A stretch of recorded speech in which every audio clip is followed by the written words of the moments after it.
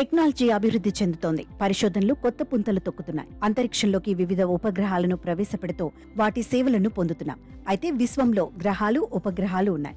వీటిలో భూమి, చంద్రుడికి మధ్య ఉన్న అనుబంధమే వేరు.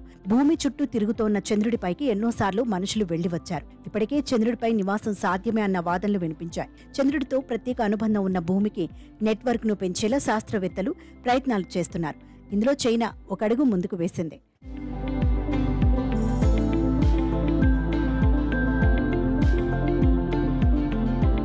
భూమికి, చంద్రుడికి మధ్య నెట్వర్క్ ను పెంచేలా అంతరిక్ష ప్రయాణాన్ని సులభతరం చేసేందుకు చైనా రోడ్ మ్యాప్ ను రూపొందించింది.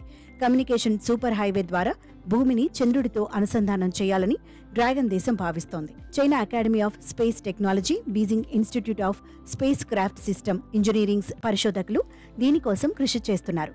వారు ప్రతిపాదించిన ఈ సూపర్ హైవే నెట్వర్క్ లో 30 ఉపగ్రహాలతో పాటు భూమి, చంద్రుడికి మధ్య రియల్ టైం పర్యవేక్షణకు 3 లూనార్ గ్రౌండ్ స్టేషన్లు ఉంటాయి. వీటి ద్వారా ఆడియో, ఫోటోలు, వీడియోలు 20 కంటే ఎక్కువ మంది అంతరిక్ష ప్రయాణికులు ఏకకాలంలో భూమిపై ఉన్న వారితో కమ్యూనికేట్ చేయడం ఈ సూపర్ హైవే సృష్టి ఉద్దేశం.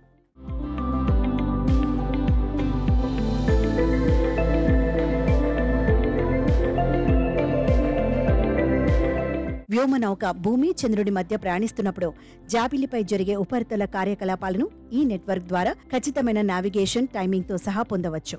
భూమికి, చంద్రుడికి మధ్య ఉన్న సిస్ లూనార్ స్పేస్ లో చిన్నగా 1 మీటర్ పరిమాణంలో కదిలే లక్ష్యాలను కూడా ఈ నెట్వర్క్ పర్యవేక్షించగలదని ఈ ఏడాది జూన్లో పరిశోధకులు వెల్లడించారు.